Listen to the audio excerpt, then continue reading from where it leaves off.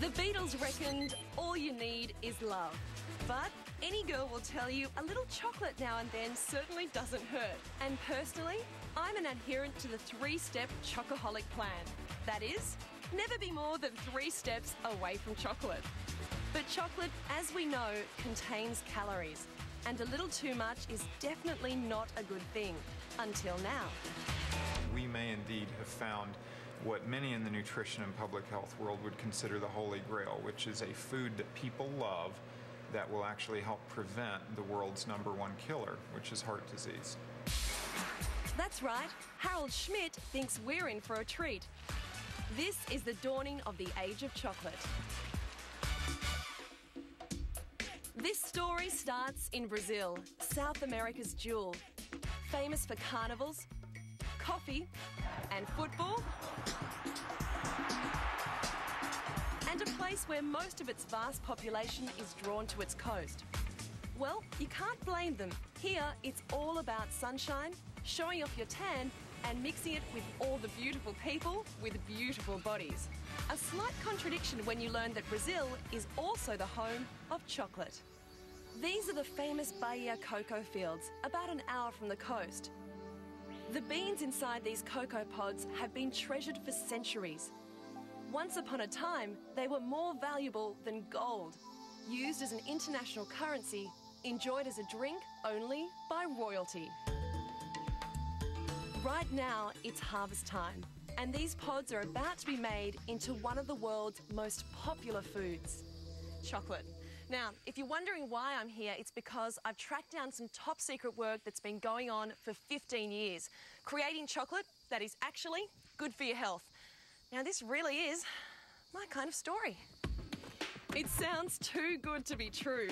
So in spite of being warned about the classified nature of this project, on behalf of all of you chocoholics out there, I'm going to find out what I can. Up here in the cocoa plantations, scientists have made a discovery that could change the way we think about our favourite guilty treat. It took around 200 years to perfect the process that turns these cocoa beans into delicious chocolate. Time very well spent to me, but we all know that chocolate isn't exactly good for us, but there's something in these cocoa beans that is, and that's what I'm here to find out. Howard Shapiro is part of the research team. Howard! Hey, Sarah. Welcome to Bahia, Brazil. He's studying the therapeutic effects of these cocoa beans. Well, cocoa has been considered for centuries to have medicinal properties, hasn't it? Yes, starting originally with the Aztecs in Mexico. They prescribed the use of the drink, a froth drink that they would make every day and drink to have certain medicinal values. That continued on with the Spanish and then all through Europe, England, France, Spain, Holland, though none of them were approved at that time, but it was the mythology. And now we're making strides to actually proving that. The strides included studying Panama's Kuna Indians. They drink 3 to 4 cups of a bitter cocoa drink a day and have less hypertension, lower blood pressure and fewer cardiovascular diseases than their relatives, who drink much less. Scientists sheeted the health benefits back to a compound in the beans called flavanol. Now, that flavanol increases nitric oxide production in the blood. More nitric oxide makes blood vessels stronger, more flexible and less likely to clot, theoretically leaving you at a reduced risk of a heart attack or stroke. But those flavanols are lost during the chocolate making process. Cooking the raw ingredients to create sweet chocolate effectively destroys the bitter flavanols. So the challenge has been to keep chocolate tasting as good as ever without losing the heart-healthy compound. But it turns out there's cocoa pods and there's cocoa pods. Can you tell just by looking at the cocoa pods whether they have a high amount of flavanols? No, I mean, if I looked at this one, which is red, and there's another one which is bright red and some are yellow, no, you can't. Just like you are tall and I am shorter, and you have dark hair and I have no hair, the same thing occurs in the plant world. So some plants have a lot and some don't. And it's impossible to really tell. Once the pods have been harvested, they're cut open and the pulp inside is scooped out. It's one of those wonderful, wonderful flavors. That's delicious. But it's the bitter seed that I'm interested in. Now try the seed as a contrast. Okay.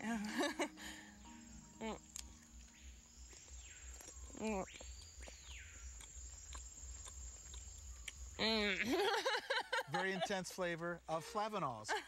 You're tasting flavanols in its rawest form. Not so nice.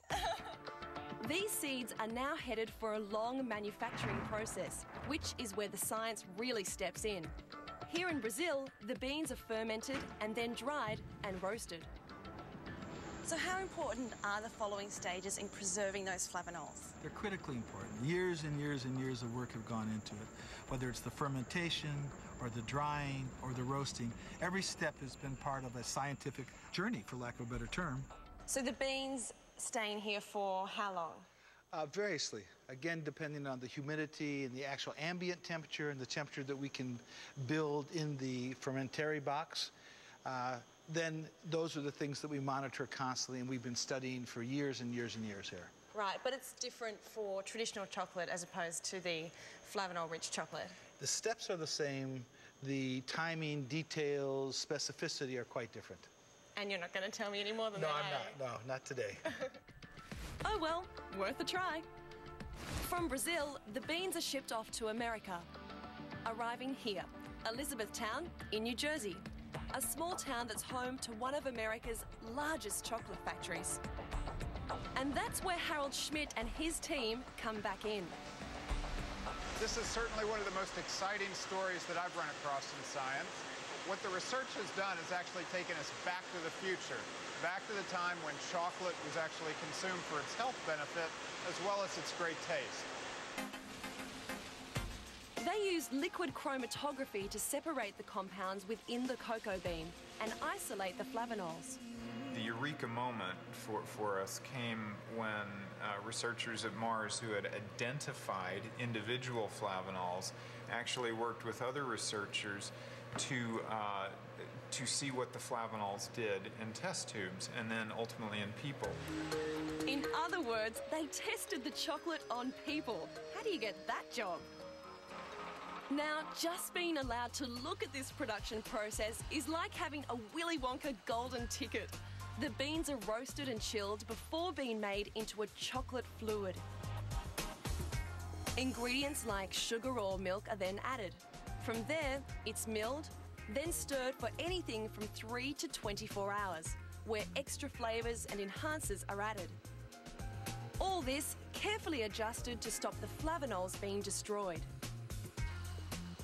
There are a few key steps to preserve flavanols. Unfortunately, I can't tell you what any of those secrets are.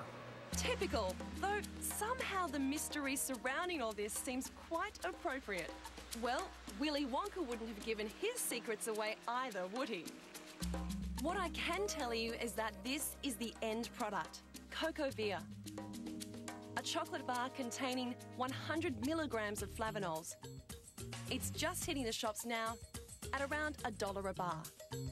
Now, for all you chocoholics out there, I'm afraid it's not free rein for you to eat as much chocolate as you can get your hands on.